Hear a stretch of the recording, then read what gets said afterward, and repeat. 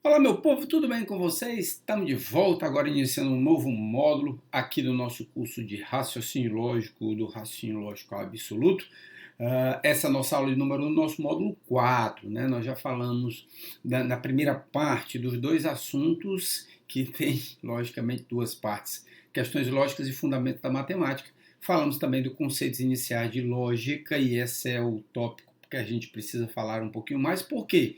Porque a partir deste módulo 4, nós vamos precisar utilizar alguns conceitos estudados no módulo anterior, no módulo de conceitos iniciais de lógica. Nesse módulo, nós iremos falar, módulo 4, de três assuntos: diagramas lógicos, estruturas lógicas e lógica de argumentação.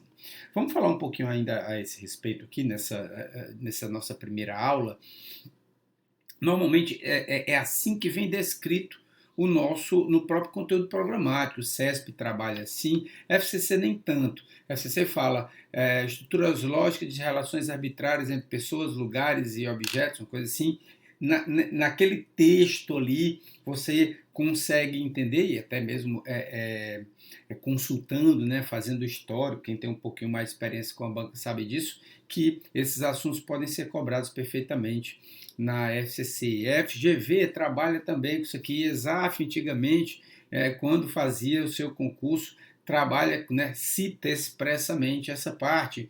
A VUNESP também. Então, não há como, tirando a FCC, tirando aquele estrutura lógica de relações arbitrárias, tarará, tarará, tirando ali da FCC, e se outra banca também colocar, normalmente os conteúdos programáticos trazem explicitamente, do jeito que está sendo colocado aí para a gente, diagramas lógicos, estruturas lógicas e lógica de argumentação. Particularmente, gosto de trabalhar com esses três assuntos, digamos, concatenados, ligados. Vou mostrar daqui a pouco o porquê para vocês.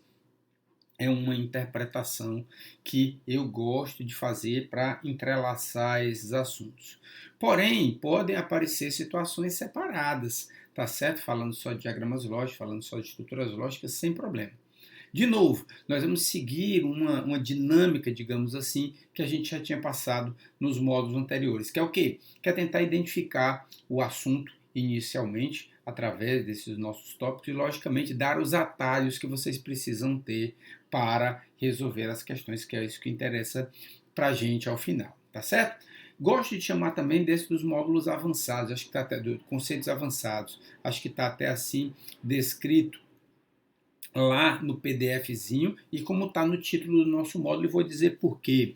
Esses três tópicos, parte deles, vocês vão ter que ter como base inicial, como a fundamentação teórica inicial, a parte que nós estudamos nos conceitos iniciais de lógica, a nossa parte de lógica proposicional, os conectivos, especialmente as proposições compostas, proposições simples e compostas também a gente pode trabalhar, tá certo? Os nossos conectivos, a tabela verdade desse povo todo, a nossa lógica de primeira ordem, né?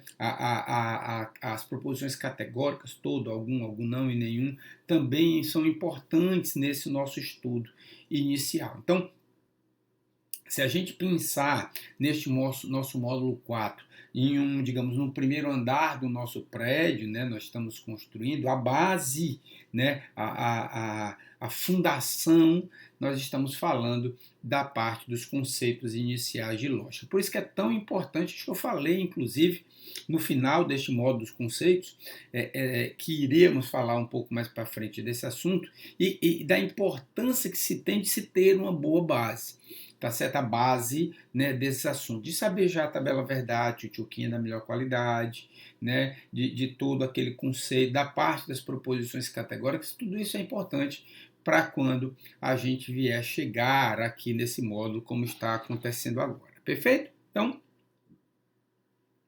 vamos dar início ao PDF. Mandei já por e-mail para vocês. Quem não recebeu isso aí, né, novos alunos, né, que aliás, se aparecerem por aqui, sejam muito bem-vindos aqui neste nosso módulo, mas também está ligado a esta aula, essa aula de número 1 desse nosso início do módulo. Tem lá, como todo módulo nosso, já traz, né, toda a parte que a gente vai precisar nos nossos estudos, parte teórica, parte dos exercícios, o Só Nós Quatro e o Rapadura é Doce, mas não é mole. Né? Inclusive com os figurinhas agora, o negócio estava mais tchutchuquinho agora, né?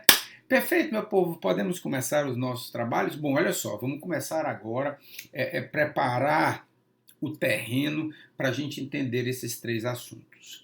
E esses três assuntos, principalmente, estão ligados a uma única palavra. Vamos desenvolver isso que nós chamamos de argumento.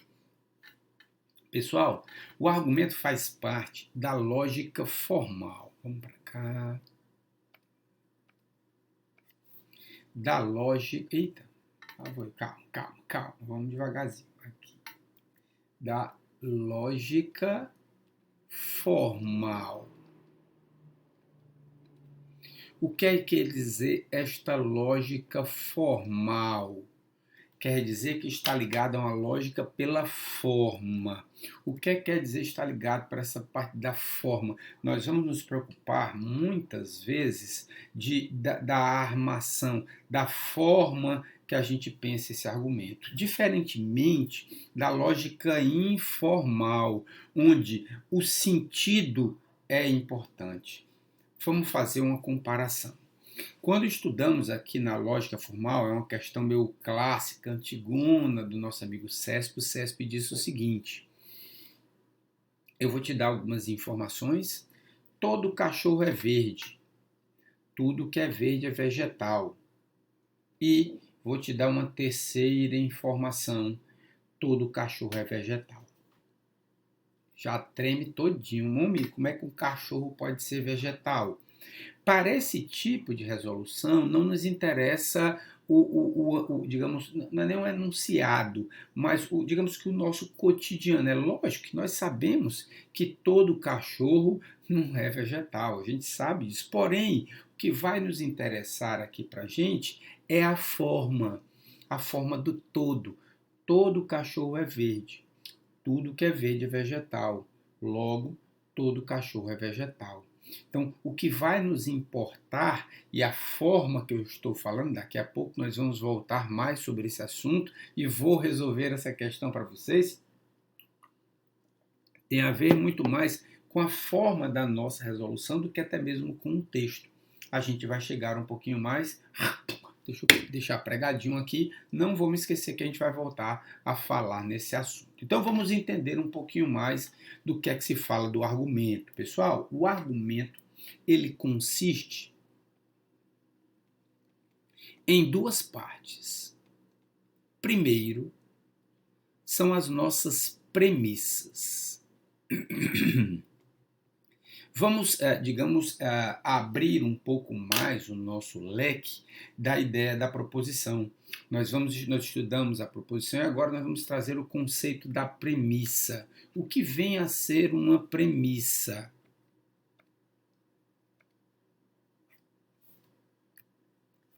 É toda proposição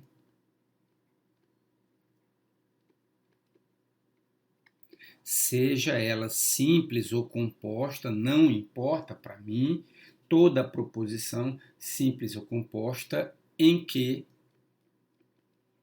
atribuiremos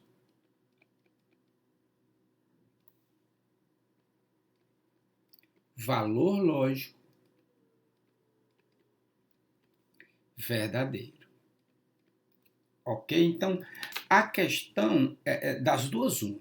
Se a questão te disser que as informações que estão listadas, falar que ela é uma premissa, que elas são premissas, já entende. Entendo uma informação verdadeira. Vou atribuir para a gente uma informação verdadeira. E dois, a segunda parte do meu argumento é a minha conclusão.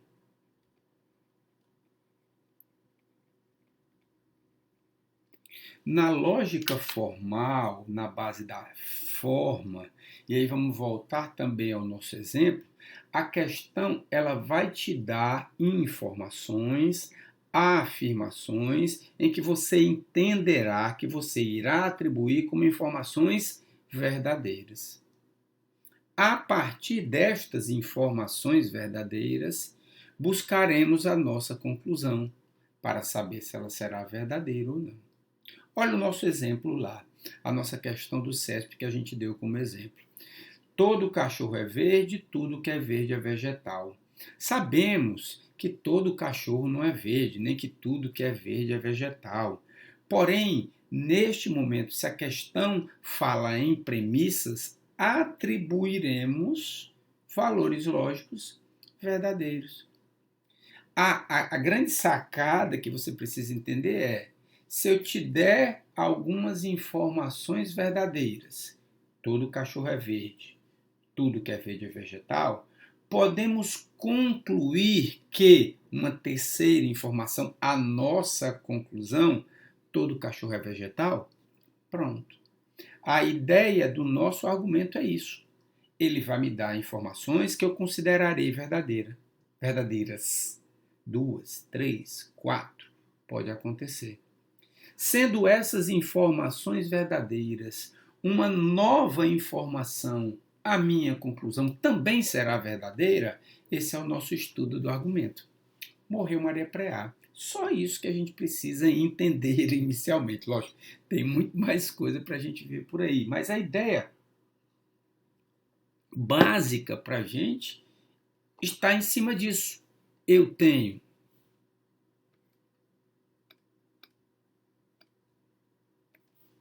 premissas, onde, sabendo dessas premissas, vamos entender como informações verdadeiras.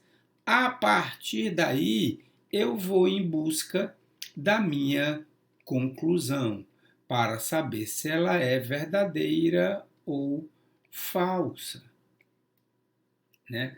Ou, melhor dizendo, se ela é uma conclusão das minhas premissas. Então, basicamente, esse é o nosso estudo. Nós falamos inicialmente que a questão pode trazer a ideia de premissas, e sabendo que são premissas, traz uma ideia de uma informação verdadeira. Porém, a questão pode trazer o seguinte: dadas as seguintes afirmações verdadeiras. Opa! Mesmo ele não citando o termo premissas, mas afirmações verdadeiras nos levam a deduzir que ele estará falando de premissas. Pronto. Essa é a ideia que a gente precisa ter. Falou de premissa e informação verdadeira.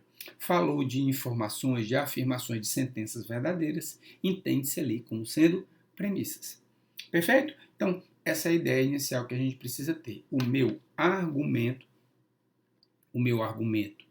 é formado por duas partes: as nossas premissas, que são informações que entenderemos sempre como verdadeiras, e a minha conclusão. Por isso que aqui vem a ideia da minha forma. Veja, a resolução da nossa questão não vai passar, a nossa questão padrão, digamos assim, a do cachorro verde, não vai passar por uma análise textual, e sim da forma, que nós iremos aprender daqui a pouco. Por isso, a lógica formal, o sentido ali, o contexto, o cotidiano, a lógica do dia a dia é estudado lá na lógica informal. Em outras provas, hoje quase muito pouco cobrado. Algumas provas TCU já foi cobrado, FUNPRESP já foi cobrado, algumas provas já apareceram dessa parte falando também do meu argumento.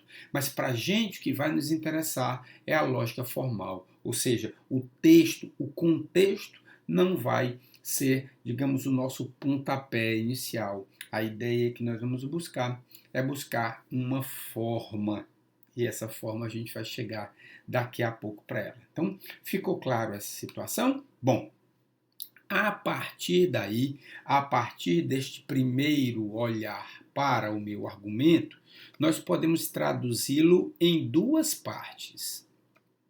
O argumento, ele pode ser